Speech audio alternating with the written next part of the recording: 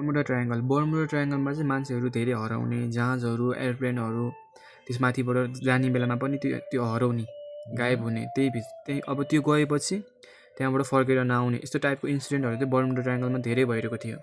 त्यस कारणले गर्दाखेरि पनि त्यो बर्मुडा ट्रायङ्गललाई चाहिँ मान्छेले श्रापित भन्न थाले। बर्मुडा ट्रायङ्गललाई चाहिँ अर्को नामले पनि चिनिन्छ, त्यसलाई चाहिँ डेभिल ट्रायङ्गल पनि भनिन्छ। अब बर्मुडा ट्रायङ्गल चाहिँ त्यस्तो किन भयो होला त? बर्मुडा ट्रायङ्गलमा मान्छेहरू किन हराउने, अब गएपछि किन हराउने होइन, मान्छेहरू चाहिँ किन डुब्ने, किन त्यहाँ गएपछि फर्केर नआउने, यस्तो किन भयो होला त? बर्मुडा ट्रायङ्गलको रहस्य बारे चाहिँ आज हामी थोरै कुराहरू गरौँ। बर्मुडा ट्रायङ्गल चाहिँ अब तिनवटा पोइन्टबाट बनेको छ, फ्लोरिडा, पुर्तो रिको र अर्को चाहिँ बर्मुडा। तिनवटा पोइन्टबाट ट्रायङ्गल बन्ने भएर त्यसलाई चाहिँ बर्मुडा ट्रायङ्गल राखिएको थियो। बर्मुडा ट्रायङ्गलको चाहिँ योभन्दा अगाडि धेरै नामहरू थियो, द सी अफ डुम भनेर, द ग्रेभयार्ड अफ एटलान्टिक, यस्तो धेरै नामले पनि चिनिन्छ कि त्यसलाई।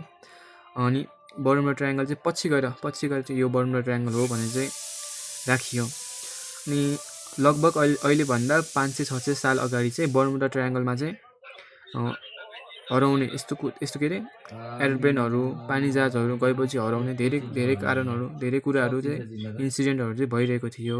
त्यसमध्ये चाहिँ फ्लाइट 19 नामक एउटा एरोप्लेन चाहिँ त्यसमा आफूभित्र 14जना यात्रुहरू चाहिँ बोकेर उडान भएको बेलामा चाहिँ त्यो बाटोबाट जाने बेलामा चाहिँ त्यो बाटोबाट जाँदै त्यो फ्लाइट 19 चाहिँ गायब भयो, हरायो। मतलब अब आफ्नो डेस्टिनेसनमा पुग्नु पर्ने थियो, पुगेन। अब त्यही बाटो जाने बेलामा बर्मुडा ट्रायङ्गलको माथिबाट थ्रुबाट जाने बेलामा चाहिँ गायब भयो, हरायो, आएन होइन। किन भयो त्यस्तो? मान्छेहरू हरायो। मान्छेहरू मात्र भन्दाखेरि पनि प्लेनै एउटा नामो निशान नभेटिने गरेर हराउनु भन्थ्यो भनेको त एकदम ठुलो कुरा हो नि, सानो कुरा त अभियसली होइन। अनि त्यसपछि पनि मरियन भन्ने अर्को एउटा हवाई जहाज पनि गयो, आफूसँग 13जना मान्छेहरू चाहिँ लिएर गएको बेलामा त्यसै कारणले नि त्यसरी नै हरायो क्या। अब यस्तो कुराहरू चाहिँ धेरैहरू बढ्दै गयो, त्यो ठाउँमा धेरै बढ्दै गयो। त्यही कारणले गर्दाखेरि चाहिँ यो बर्मुडा ट्रायङ्गल चाहिँ फेमस हुँदै गयो। मतलब धेरै मान्छेले आफ्नो रुचि राख्न थाल्यो क्या। अब धेरै मान्छेले भन्ने गर्छन् चाहिँ बर्मुडा ट्रायङ्गल चाहिँ किन यस्तो भयो होला होइन। अब त्यो भाइरल भएपछि आफू मान्छेले रुचि राख्न थाल्यो नि त। अब कोही मान्छेको धारणा अनुसार चाहिँ भन्न थाले, त्यहाँ हावाहुरी चल्ने, यस्तो हुने, धेरै हुन्छ, त्यही कारणले गर्दा हराउने। कोही मान्छेहरूले भन्ने गर्छन् त्यहाँ एलियनहरू छ, भूतप्रेतहरू छ होइन, त्यस्तोहरू धेरै कुराहरू गर्न थाल्यो। अब कोही मान्छेहरूले भन्न थाल्यो त्यहाँ एलियन छ, एलियन पनि बस्छ त्यहाँ। अनि कोही मान्छेहरूले त्यो तिनीहरूको बारेमा थाहा नपाओस् भनेर चाहिँ त्यसको माथिबाट गएको प्लेनहरू, हवाई जहाज, पानी जहाजहरू चाहिँ त्यहाँ डुबाउने यस्तो गर्छन्। त्यस्तो पनि भन्न थाले मान्छेहरूले, धेरै अफवाहहरू फैलिन थाल्यो। त्यसपछि मान्छेहरूले त्यही अनुसारको आर्टिकलहरू, म्यागजिन्सहरू होइन, बुकहरू धेरै निष्कासन गर्न थाले। त्यही नामको धेरै मुभीहरू पनि निष्कासन गरेको थियो। मैले पनि सायद 4-5 वर्ष अगाडि द बर्मुडा ट्रायङ्गल नामको फिल्म पनि हेरेको थिएँ।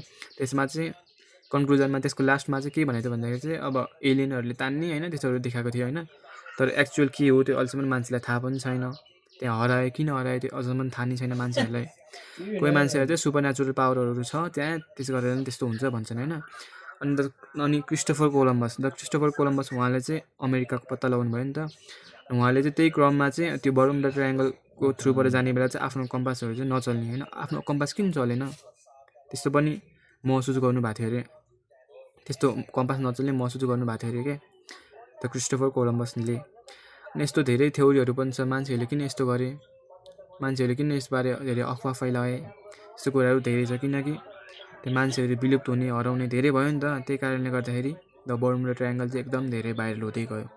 अहिलेको टाइममा पनि त्यो बर्मुडा ट्रायङ्गल अझै पनि रहस्यमय नै छ। अब कन्क्लुजनतिर जानुपर्दाखेरि चाहिँ बर्मुडा ट्रायङ्गल किन यस्तो भयो होला त होइन। अब सुपर नेचुरल पाराले जानु पऱ्यो भने चाहिँ हामी सोच्छौँ कि त्यहाँ साँच्चीकै भूत प्रेतै होला सायद होइन, एलियन बसेको होला, त्यही कारणले यस्तो भयो भन्छ होइन। अनि साइन्टिफिक रिजनबाट जानु पऱ्यो भन्दाखेरि चाहिँ साइन्टिफिक रिजन नै धेरै छ। कम्पास नचल्ने किन, कम्पास चलेन, अघि कम्पासको कुरा गरेँ होइन। कम्पास किन चलेन त, कम्पास किन चलेन भन्दाखेरि साइन्टिफिक रिजन अनुसार चाहिँ कम्पास किन चलेन भन्दाखेरि चाहिँ म्याग्नेटिक नर्थ पोल र एक्चुअल जियोग्राफिकल नर्थ पोल चाहिँ छुट्टै छ, एउटै लाइनमा एलाइज गर्दैन होइन, छुट्टै छ। अहिले हेऱ्यो भने नि त्यो म्याग्नेटिक नर्थ पोल र जियोग्राफिकल नर्थ पोल छुट्टै छ। तर कुनै ठाउँ यस्तो ठाउँ हुन्छ होइन जुनमा चाहिँ जियोग्राफिकल र म्याग्नेटिक चाहिँ एकै ठाउँमा पर्छ होइन। त्यसलाई चाहिँ एगोनिक लाइन भनिन्छ। एगोनिक लाइन भनेको चाहिँ त्यो चाहिँ एगोनिक लाइन भनेको त्यही भइहाल्यो, जियोग्राफिकल र म्याग्नेटिक एकै ठाउँमा पर्ने भएर त्यसलाई एगोनिक लाइन भनिन्छ। एगोनिक लाइन चाहिँ बर्मुडा ट्रायङ्गलमा लाइज गर्छ। त्यही कारणले गर्दाखेरि कम्पास नचल्ने, यस्तो उस्तो होइन, कम्पास नचल्ने, यता दायाँ बायाँ टाइपको हल्लिनेको चाहिँ हुन्छ एगोनिक लाइनको कारणले गर्दाखेरि चाहिँ। अनि मान्छेहरूले के पनि भन्छन् भन्दाखेरि चाहिँ, मतलब साइन्टिस्टहरूले चाहिँ पानीको डेन्सिटी घनत्व कम भएपछि त त्यो डुबिहाल्छ नि, जे पनि डुब्छ नि। मतलब अब पानीमा नुन भएपछि, त्यो समुद्रमा नुन धेरै भयो भने, अब डेड सीको इक्जाम्पल दिउँ, त डेड सी नामक, त्यसमा चाहिँ नुनको घनत्व, नुन धेरै भएपछि चाहिँ पानीको घनत्व बढ्ने भयो। त्यसपछि मान्छे त्यहाँ तैरिनु भयो, मान्छेहरू फ्लोट गरेको तपाईँले धेरै देख्नु भएको पनि होला। अनि बर्मुडा ट्रायङ्गलमा चाहिँ ठ्याक्कै त्यसको विपरीत भएको छ, मतलब त्यसमा चाहिँ घनत्व कम छ, पानीको घनत्व कम छ। किन भन्दाखेरि चाहिँ त्यहाँ मड भोल्कानोहरू धेरै इरप्ट हुन्छन्। समुद्र मुनि चाहिँ मड भोल्कानोहरू चाहिँ धेरै इरप्ट हुने भएकोले कारणले गर्दाखेरि चाहिँ मेथिन ग्यासहरू त्यहाँ आउँछ। मेथिन ग्यासको कारणले गर्दाखेरि चाहिँ पानीको घनत्व कम हुन्छ, त्यस कारणले जहाजहरू डुब्ने त्यस्तो चाहिँ भएको पनि पाइन्छ, भएको पनि भनेको छ होइन। त्यो एक्चुअल रिजन चाहिँ मलाई पनि थाहा छैन अझसम्म, त्यही हो होइन।